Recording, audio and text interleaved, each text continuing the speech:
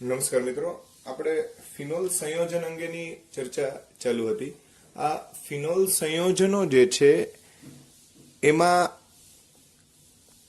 કેટલીક એની ફિનોલની જે વિશિષ્ટ પ્રક્રિયાઓ જે છે એની ચર્ચા કરીએ, પછી આપણે ઇથર સંયોજનો વિશે ચર્ચા કરવાની છે.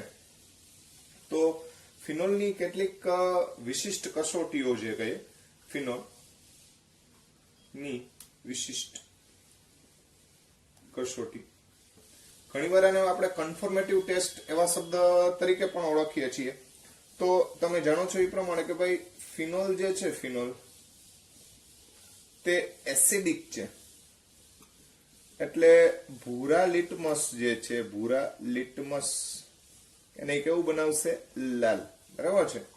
બીજી વાત તો કે જ્યારે ફિનોલની બ્રોમિન જળ સાથે પ્રક્રિયા કરવામાં આવે, તેની Br2 જળ, બ્રોમિન જળ સાથે પ્રક્રિયા કરો એટલે તમે જાણો છો કે બ્રોમિન જળ સાથે પ્રક્રિયા કરવાથી સફેદ રંગના અવક્ષેપ પ્રાપ્ત થાય. સફેદ રંગના અવક્ષેપ પ્રાપ્ત થાય. એનું કારણ છે કે ફિનોલ જે છે એ બ્રોમિન જળ સાથે પ્રક્રિયા કરી અને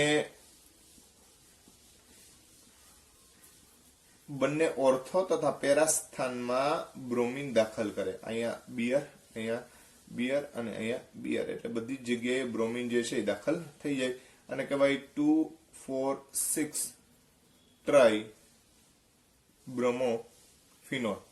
અને 2,4,6 ટ્રાય બ્રોમો ફિનોલ જે છે એ સફેદ રંગનો પદાર્થ છે, એટલે સફેદ અવક્ષેપ પ્રાપ્ત થશે. આ ઉપરાંત તટસ્થ FeCl3 સાથે તે એક સંકીર્ણ બનાવે જે જાંબલી રંગ ધરાવે છે. એટલે જાંબલી રંગનો એક સંકીર્ણ બનાવે એટલે ફિનોલ જે છે એ જાંબલી રંગ આપે. FeCl3 પણ કેવો લેવાનો? તટસ્થ. આની પહેલા આપણે વાત થઈ હતી કે FeCl3 ખરેખર એસિડિક હોય, કેમ કે પ્રબળ એસિડ અને નિર્બળ બેઝમાંથી બનેલો ક્ષાર છે. એને તટસ્થ કરવા માટે એમાં બેઝ ઉમેરે, ત્યારબાદ પછી ફિનોલ સાથે પ્રક્રિયા કરવામાં આવે, એટલે આ રીતના ટૂંકમાં આપણને નિપજ ટૂંકમાં જાંબલી રંગની નિપજ છે એ પ્રાપ્ત થશે. ત્યારબાદ લિબરમાન નાઇટ્રોસો કસોટી. લિબરમાન નાઇટ્રોસો કસોટી.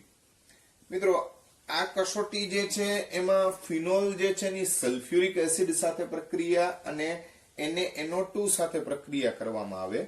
એટલે ફિનોલ એની સાંદ્ર H2SO4 અને NaNO2 એની હારે પ્રક્રિયા કરો એટલે લાલ રંગ પ્રાપ્ત થાય. બરાબર છે. હા, જો આને બેઝિક બનાવો, દ્રાવણને જો બેઝિક બનાવવામાં આવે તો આ લાલ રંગ જે છે એ વાદળી રંગમાં પરિવર્તિત થાય. બરાબર છે. આ પણ એની એક પરખ કસોટી છે જેને આપણે લિબરમાન કસોટી તરીકે ઓળખીએ છીએ. તો આ જુદી જુદી જે કંઈ પણ ઘટનાઓ જે છે એને આપણે અહીંયા રજૂ કરેલી છે. આ ઉપરાંત હજી તમને ખ્યાલ હશે કે ફિનોલ જે છે એમાંથી એક ફિનોપ્થેલિન નામનો એક સૂચક જે છે એ બનાવી શકાય, જે પણ આલ્કલી સાથે ગુલાબી રંગ આપે. કોની સાથે? આલ્કલી એટલે કે બેઝિક પદાર્થ જે છે, બેઝિક ઘટકો જે છે એની સાથે તે ગુલાબી રંગ આપે છે. તો એ પ્રક્રિયા પણ આપણે જોઈ લઈએ. તો કે ભાઈ ફિનોલ એને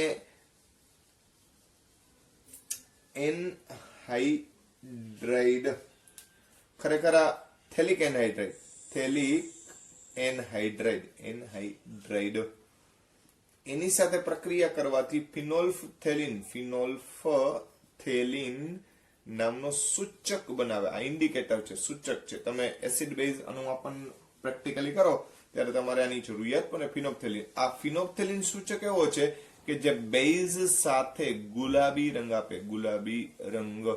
એસિડ સાથે કોઈ રંગ નથી આપતો, પણ બેઝિક પદાર્થ હોય તો એની સાથે ગુલાબી રંગ આપે છે. તો મિત્રો, આ ફિનોલના સંદર્ભમાં એની જુદી જુદી પરખ કસોટી જે છે એવું આપણે કહી શકીએ. બરાબર છે. તો આ વસ્તુ એક ધ્યાનમાં લેવી જેવી અને નોંધવા જેવી બાબત છે. હવે આલ્કોહોલ અને ફિનોલ જે છે એની ભેદ કસોટી જોવા જાવ. આલ્કોહોલ અને ફિનોલ ભેદ કસોટી. તો ખાસ કરીને આલ્કોહોલ PCl5 સાથે આલ્કાઇલ હેલાઇડ આપે, જ્યારે ફિનોલ જે છે ફિનોલ એ PCl5 સાથે ટ્રાઇફિનાઇલ ફોસ્ફાઇડ, બરાબર છે. એટલે આ આલ્કાઇલ હેલાઇડ બનાવે, જ્યારે આ ટ્રાઇફિનાઇલ ફોસ્ફાઇડ જે છે એ બનાવે. તો આ બે જે છે એની અલગ કસોટી જે છે એમ કહી શકાય. આલ્કોહોલ તટસ્થ FeCl3 સાથે જાંબલી રંગનો સંકીર્ણ ન બનાવે, જ્યારે ફિનોલ જે છે એ તમને ખબર જ છે કે ભાઈ ફિનોલ છે એ તટસ્થ FeCl3 સાથે જાંબલી રંગ આપે છે, કેમ કે આમાં સંકીર્ણનું નિર્માણ થાય, જ્યારે ઉમાં સંકીર્ણનું નિર્માણ થઈ શકતું નથી. બરાબર, તો આ વસ્તુ પણ ધ્યાનમાં રાખજો. આ બે કસોટીઓ એવી છે કે જે ફિનોલ અને આલ્કાઇલ સમૂહ જે છે એના સંદર્ભમાં આપણે સીધી કમ્પેરિઝન કરી શકીએ. બીજું, કાર્બોક્સિલિક એસિડ અને ફિનોલના સંદર્ભમાં વાત કરવા જઈએ તો તમે જાણો છો એ પ્રમાણે કે કાર્બોક્સિલિક એસિડ પણ એસિડિક છે અને ફિનોલ જે છે એ પણ એસિડિક છે. બરાબર છે, બંને એસિડિક તો છે, પરંતુ આ વધુ પ્રબળ છે કાર્બોક્સિલિક એસિડ, એટલે NaHCO3 અથવા તો Na2CO3 સાથે CO2 ના ઉભરા આપે, જ્યારે આ સોડિયમ બાયકાર્બોનેટ એટલે સોડિયમ હાઇડ્રોજન કાર્બોનેટ અને સોડિયમ કાર્બોનેટ સાથે ઉભરા નો આપે. આ બંનેને પરખવા માટે જે છે એ ખાસ આ કસોટી જે છે એનો ઉપયોગ લઈ શકો. ખાસ કરીને બેન્ઝોઇક એસિડ અને ફિનોલ હોય ત્યારે એને પરખવા માટે થાય, અને આ વસ્તુ ધ્યાનમાં રાખજો. બીજું મિત્રો, ફિનોલ છે એ બેન્ઝીન ચક્ર ધરાવે, જે એરોમેટિક સંયોજનો એટલે કે બેન્ઝીન ચક્ર ધરાવતા હોય એવા સંયોજનો હંમેશા મેસ વાળી જ્યોતથી સળગતા હોય, જ્યોત આપે. બરાબર છે, એટલે આની જ્યોત કસોટી કરો તમે, બાઇલસ્ટાઇન કસોટી કહેવાય, જેને બાઇલસ્ટાઇન એટલે તાંબાની પતરી ઉપર ગરમ કરવું, જેને આપણે બાઇલસ્ટાઇન, આ પ્રાયોગિક વસ્તુ છે ખરેખર તો ફિનોલની બાઇલસ્ટાઇન કસોટી તમે કરો, ફિનોલ ની બાઇલસ્ટાઇન કસોટી એટલે કે ફિનોલ જે છે ફિનોલ એને તાંબાની પટ્ટી પર ગરમ કરો તો તે ધુમાડા વાળી એટલે ટૂંકમાં મેસ જેને કહે પ્રકારની ધુમાડા વાળી અથવા કાળી જ્યોત ઉત્પન્ન કરે. બેન્ઝીન પણ આ જ વસ્તુ કરે, જેમાં બેન્ઝીન ચક્ર હોય એ બધા માટે થઈ અને આ કસોટી છે જોવા મળે. તો મિત્રો, અહીંયા આપણે ફિનોલને લગતી જે વિશિષ્ટ બાબતો હતી એની ચર્ચા પૂર્ણ કરેલી છે. હવે ઇથર સંયોજન જે છે એના અંગે હવે આપણે સમજૂતી રજૂ કરવી છે. તો હવે આપણો નવો ટોપિક છે ઇથર સંયોજનો. ઇથર સંયોજનોમાં ટેક્સ્ટબુકને મુખ્યત્વે ફોલો કરવી. કેટલીક બાબતો છે એની ચર્ચા કરીએ તો ઇથર સંયોજન જાણો છો એ પ્રમાણે ROR, બરાબર છે. આ ઇથર જે છે એમાં બંને બાજુ આલ્કાઇલ સમૂહ જે છે એ રહેલો હોય. મિનિમમ સભ્ય 2 કાર્બનથી ચાલુ થાય. CH3OCH3 આ નાનામાં નાનો સભ્ય જે છે એનો ગણાય, બરાબર છે. પછી આનાથી મોટા કાર્બન શરૂઆત થઈ શકે, પણ શરૂઆત તમારે અહીંથી CH3OCH3 થી કરવી પડે, જેને આપણે ડાઇમિથાઇલ ઇથર અથવા તો મિથોક્સી મિથેન તરીકે ઓળખીએ છીએ. IUPAC નામ જે છે એ શું છે તો કે ભાઈ મિથોક્સી મિથેન. કેટલાક IUPAC નામમાં ખાસ ધ્યાનમાં રાખવું. માની લો કે આ રીતનું હોય તો IUPAC નામમાં જે ઓછા કાર્બન ધરાવતો હોય એને ઓક્સી પ્રત્યે લાગે, અને બાકીનાને મૂળ હાઇડ્રોકાર્બન તરીકે આપણે લેવાનો હોય તો આ મુખ્ય શૃંખલા થાય 1 2 3 એટલે 2 મિથોક્સી 2 મિથોક્સી પ્રોપેન એવી રીતે આપણે આ બંધારણ જે છે ને દર્શાવી શકીએ નામકરણની અંદર બરાબર છે ઇથર સંયોજન જે છે એનું સામાન્ય સૂત્ર આપણે લેવા જઈએ તો CnH2n + 2O એ આપણે એનું સામાન્ય સૂત્ર જે છે દર્શાવી શકીએ બીજી વાત આલ્કોહોલ અને ઇથર બંને માટે આ સામાન્ય સૂત્ર કોમન છે બરાબર છે જનરલી આલ્કોહોલ માટે આપણે અહીંયા આલ્કોહોલ હોય તો આલ્કોહોલ માટે આપણે CnH2n + 1OH લખીએ છીએ આ 1 અહીંયા લઈ લ્યો H અહીંયા લઈ લ્યો તો સૂત્ર બે માટે કોમન જ થાય એટલે યાદ રાખજો આલ્કોહોલ અને ઇથર બંને ક્રિયાશીલ સમૂહ સમઘટકો છે દાખલા તરીકે CH3CH2OH એટલે કે ઇથેનોલ અને ડાઇમિથાઇલ ઇથર આ બંનેના અણુસૂત્ર C2H6O થાય 3 ને 2 5 ને 6 ને 1 O બરાબર છે તો આ બંનેના અણુસૂત્ર સમાન જ છે બંધારણીય સૂત્ર જે છે એકનું OH એટલે આલ્કોહોલ સ્વરૂપ છે એકનું ઇથર સ્વરૂપ છે બંનેનો ક્રિયાશીલ સમૂહ અલગ છે એટલે બંને ક્રિયાશીલ સમૂહ સમઘટક તરીકે આપણે ઓળખીએ છીએ બીજી વાત કે જો મિત્રો ઇથર જે છે એના બે રીતે વર્ગીકૃત કરવામાં આવે સાદા ઇથર જેને સમમિતીય ઇથર પણ કહેવાય સમમિતીય ઇથર અને મિશ્ર ઇથર એટલે કે અસમિતીય ઇથર સાદા એટલે CH3OCH3 તો બંને બાજુ મિથાઇલ સમૂહ છે એટલે આપણે એને સાદો અથવા સમમિતીય કહીએ પણ એક બાજુ મિથાઇલ હોય અને એક બાજુ ઇથાઇલ હોય તો એને કહેવામાં આવે મિશ્ર ઇથર શું કહેવાય મિશ્ર જે અસમિતીય છે કેવો છે અસમિતીય એટલે સાદા એટલે સમમિતીય અને મિશ્ર એટલે અસમિતીય બરાબર છે આવા બે પ્રકારના ઇથર જે છે એ વાસ્તવિક રીતે જોવા મળે સાદા અને મિશ્ર સમમિતીય અને અસમિતીય બરાબર છે હવે આની બનાવટની જો ચર્ચા કરવા જાય ઇથરની બનાવટ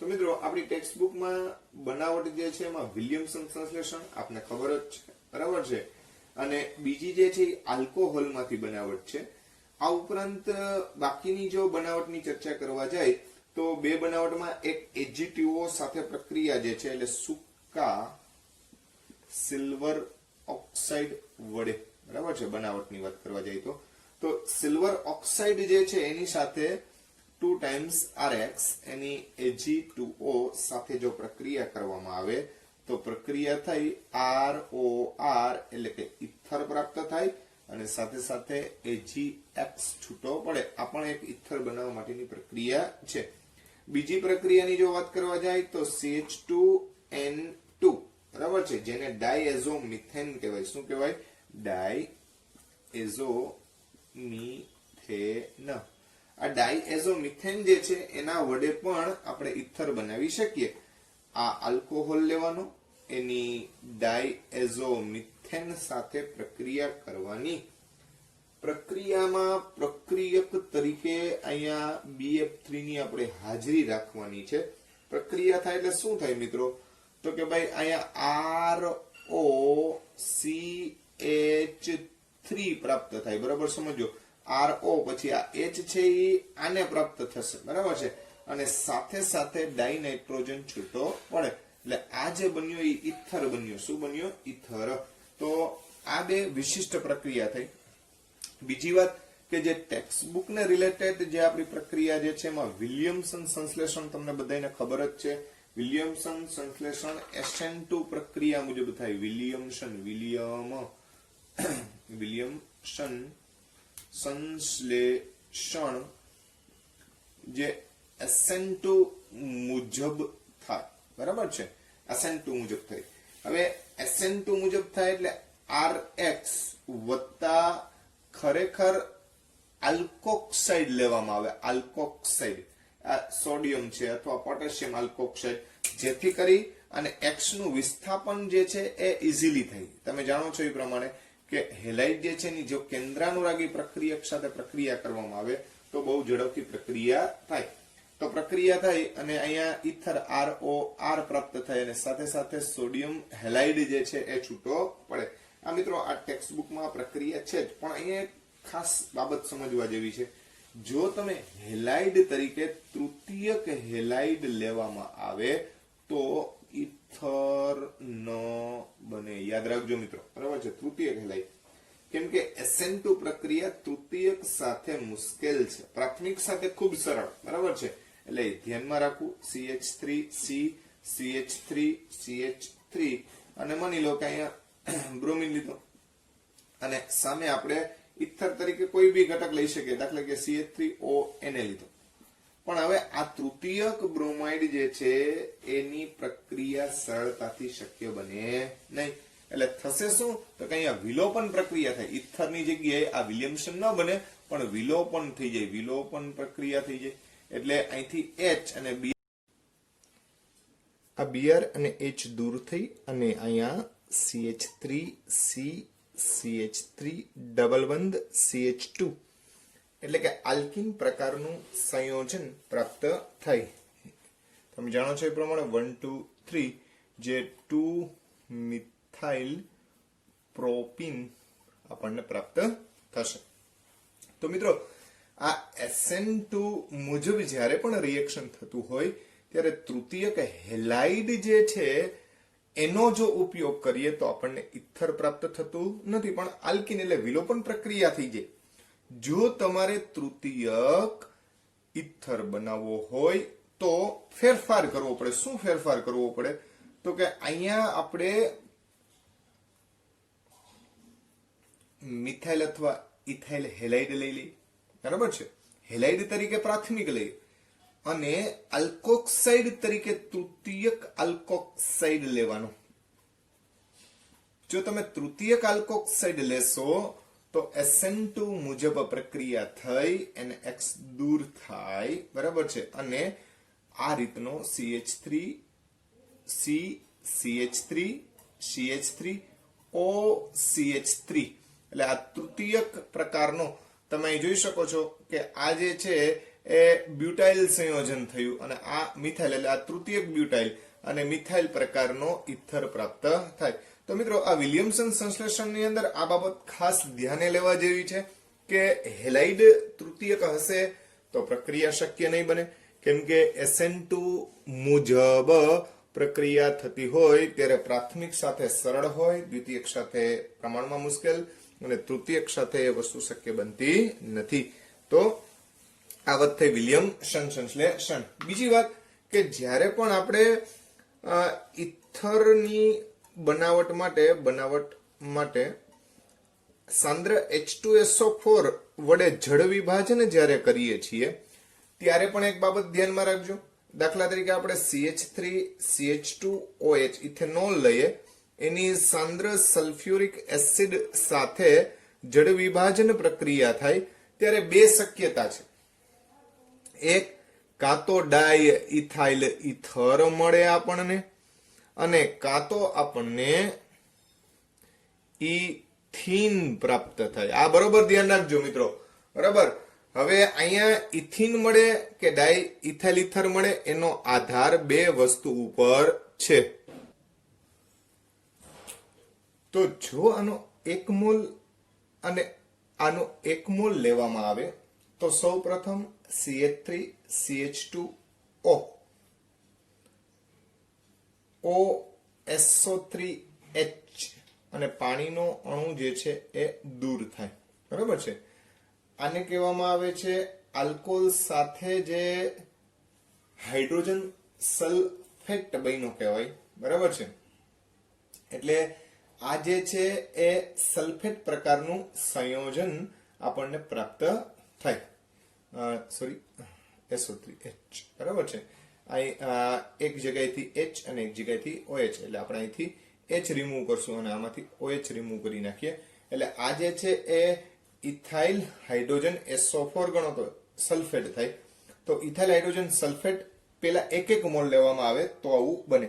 હવે જ્યારે આના 2 મોલ લેવામાં આવે એટલે ઇથેનોલના જો 2 મોલ લેવામાં આવે તો એ ફરી વાર આની સાથે રિએક્ટ થાય CH3CH2OH એટલે ફરીથી પાછું આ H બરાબર છે, આ H અને આ આખો હાઇડ્રોજન સલ્ફેટ જે છે એ દૂર થશે એટલે H2SO4 બની જાય, H2SO4 અને આ જે છે એ ડાઇથાઇલ ઇથરમાં કન્વર્ટ થઈ જાય એટલે આ નિપજ પ્રાપ્ત થાય. મિત્રો અહીંયા આપણે તાપમાન જે છે એ પ્રમાણમાં 140 ડિગ્રી સેલ્સિયસ જેટલું રાખવું પડે, પરંતુ ઊંધું કરવામાં આવે. જો અહીંયા ઘટક તરીકે સલ્ફ્યુરિક એસિડ જે છે એનો ફરીથી ઉપયોગ કરવામાં એટલે ડાઇથાઇલ આના 2 મોલ ના 1 મોલ નહીં પણ ઊંધું કરવામાં આવે કે આનો 1 મોલ આના 2 મોલ રાખવામાં આવે તો તમને ખબર છે કે સલ્ફ્યુરિક એસિડ જે છે એ નિર્જળીકારક જે છે એના કારણે થઈ અને આમાંથી જ અહીંથી H જશે અને H2SO4 સ્વરૂપે ફરીથી પાછો ઘટક દૂર થાય તો ઇથિન પ્રાપ્ત થાય. એટલે આનું નાનું ઇથાઇલ હાઇડ્રોજન સલ્ફેટ જે છે એનું જ ફરીથી પાછું વિઘટન થાય અને આપણને ઇથિન પ્રાપ્ત થશે. એના માટે આપણે અહીંયા તાપમાન 170 ડિગ્રી સેલ્સિયસ જેટલું રાખવું પડે. તો એનો અર્થ એવો થયો કે આપેલ પ્રક્રિયાનો આધાર 2 વસ્તુ પર છે, એક તાપમાન ઉપર અને બીજું મોલ સંખ્યા ઉપર. જો ઇથેનોલ 2 અને સલ્ફ્યુરિક એસિડ 1 તો ડાઈ ઇથાઇલ ઇથર બને, પરંતુ જો 1:2 એટલે સલ્ફ્યુરિક એસિડના 2 મોલ લેવામાં આવે તો ઇથિન પ્રાપ્ત થાય. મિત્રો જો તમે અહીંયા મિથેનોલ લ્યો, મિથેનોલ તો ફક્ત એક જ નિપજ પ્રાપ્ત થાય. આ નિપજ શક્ય બનશે નહીં કેમ કે એક ઘટક વાળામાં આલ્કીન શક્ય બનતો નથી. આ વસ્તુ પણ ધ્યાનમાં રાખજો. તો આ ઇથરની બનાવટ માટેની જરૂરી જે કંઈ પણ ચર્ચા હતી એના સંદર્ભે આપણે ચર્ચા કરેલી છે. હવે મિત્રો ઇથરના રાસાયણિક ગુણધર્મો સંદર્ભે વાત કરવા જાય તો ઇથરના રાસાયણિક ગુણધર્મ, ઇથરના રાસાયણિક ગુણધર્મની અંદર આ PCl 5 સાથેની પ્રક્રિયા જોઈએ તો ઇથર ROR એની જ્યારે PCl 5 સાથે પ્રક્રિયા કરવામાં આવે તો પ્રક્રિયા થઈ અને 2 ટાઈમ્સ RCl પ્રાપ્ત થઈ અને સાથે સાથે POCl3 પ્રાપ્ત થશે. બરાબર છે. જ્યારે રિડક્શન કરવામાં આવે, રિડક્શન તો મિત્રો ઇથરનું રિડક્શન કરવાથી આપણને ઇથેન પ્રાપ્ત થાય. CH3 CH2O CH2 CH3 લાલ ફોસ્ફરસ અને સાંદ્ર હાઇડ્રોઆયોડિક એસિડ ગરમ કરવામાં આવે એટલે પ્રક્રિયા થાય CH3 આપણને પ્રાપ્ત થશે. બરાબર છે. તો આ જે છે એની રિડક્શન નિપજ થઈ. કઈ નિપજ થઈ? રિડક્શન નિપજ. આ ઉપરાંત તમે જાણો છો એ પ્રમાણે કે જ્યારે એની HX સાથે પ્રક્રિયા કરવામાં આવે તો ઇથર જે છે એની પ્રક્રિયા જ્યારે પણ HI સાથે HBr સાથે કરવામાં આવે ત્યારે આલ્કોહોલ અને RI નિપજ પ્રાપ્ત થાય. તો ભાઈ આ જુદી જુદી પ્રક્રિયાઓ જે છે કે જે ઇથર સંયોજનો દર્શાવે છે. મિત્રો આ ઇથર સંયોજનની HI સાથેની પ્રક્રિયા જે છે એમાં થોડાક તથ્યો છે એને આપણે સમજીએ. ઇથરની હેલોજન એસિડ સાથે પ્રક્રિયા સામાન્ય સમિતીય ઇથર હોય અને HX સાથે પ્રક્રિયા કરવામાં આવે તો પ્રક્રિયા થઈ એક ROH અને એક RX બને. નો ડાઉટ ફરીથી પાછી આની વધુ પ્રમાણમાં HI સાથે પ્રક્રિયા કરો એટલે ફરીથી પાછો ROH જે છે એ RI માં કન્વર્ટ થઈ જાય. એટલે અંતિમ નિપજ આપણને 2 આયોડાઇડ નિપજો પ્રાપ્ત થાય. પરંતુ અહીંયા બંને સમાન છે એટલે કોઈ પણ જગ્યાએથી ક્લેવેજ તોડી અને એકને આપણે એચ આપીએ અને એકને આઈ આપીએ ચાલે, બરાબર છે.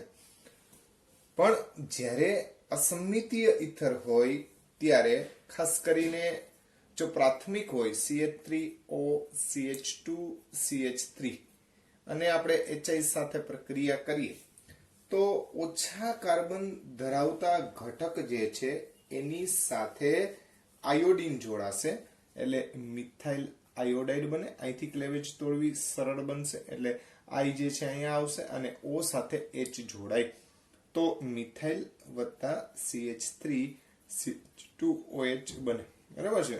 પછી ફરીથી પાછી સંદ્ર સાથે પ્રક્રિયા કરીએ એટલે આગળ પ્રક્રિયા થાય અને ઇથાઇલ આયોડાઇડ જે છે એ પાછો આપણને પ્રાપ્ત થાય. પણ આ વસ્તુ ધ્યાનમાં રાખજો. બીજું કે જો અહીંયા સાયક્લિક સંયોજન તરીકે આપણે ધ્યાનમાં લઈએ, બરાબર છે. આ જે છે એ ટેટ્રાહાઇડ્રોફ્યુરાન છે.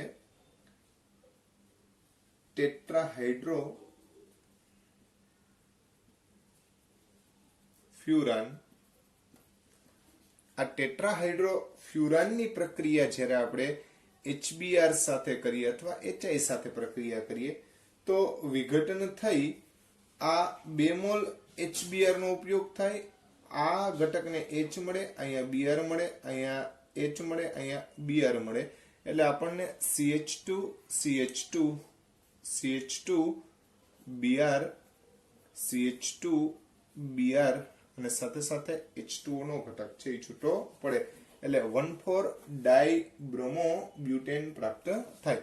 1,4-ડાયબ્રોમોબ્યુટેન આ સાયક્લિક સંયોજન છે જેને આપણે નામ આપ્યું ટેટ્રાહાઇડ્રોફ્યુરાન. હવે માની લો કે આ પ્રાથમિક ઘટકની જગ્યાએ દ્વિતીયક ઘટક રહેલો હોય, બરાબર છે.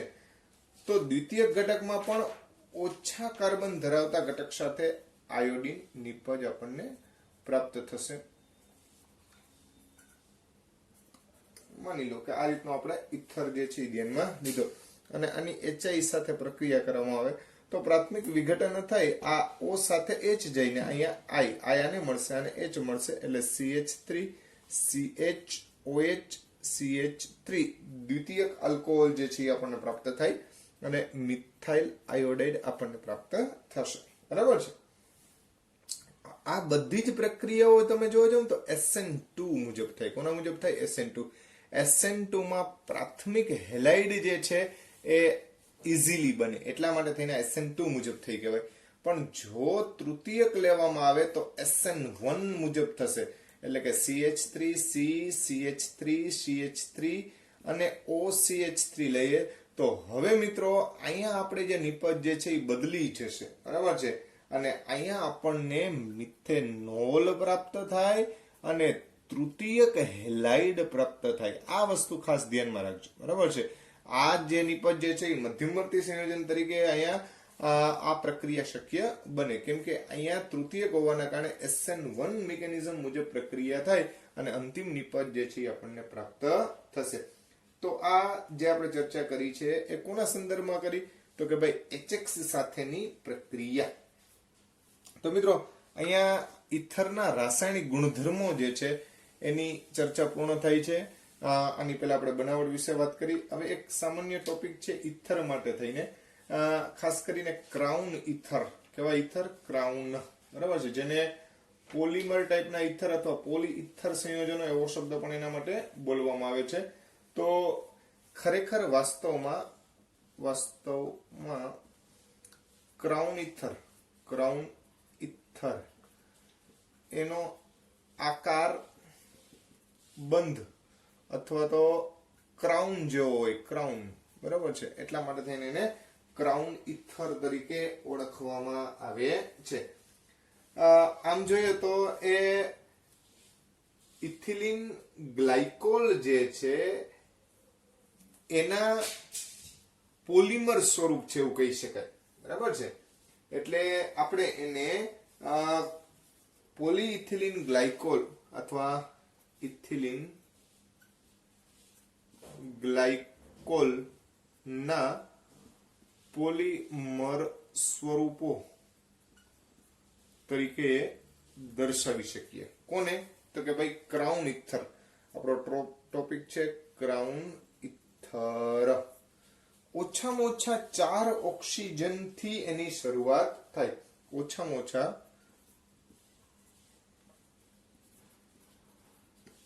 4 ઓક્સિજન થી શરૂઆત થાય. દાખલા તરીકે આપણે આ રીતના ક્રાઉન ઇથર જે છે એની વાત કરીએ.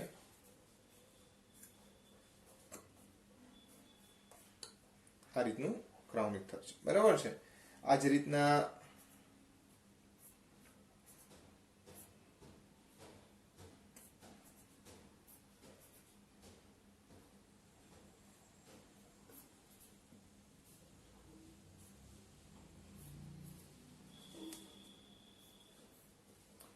આવા ઘણા બધા સભ્યો જે છે એ ઇથર માટે શક્ય બને. સામાન્ય રીતે આનું નામકરણ કેવી રીતે કરવું? તો કે X crown Y. X crown Y. જ્યાં એક્સ એટલે શું અને વાય એટલે શું? તો એક્સ એ કુલ સભ્યોની સંખ્યા, રિંગમાંના કુલ સભ્યોની સંખ્યા, જેને આપણે એક્સ દર્શાવશું, અને વાય એટલે ઓક્સિજનની સંખ્યા.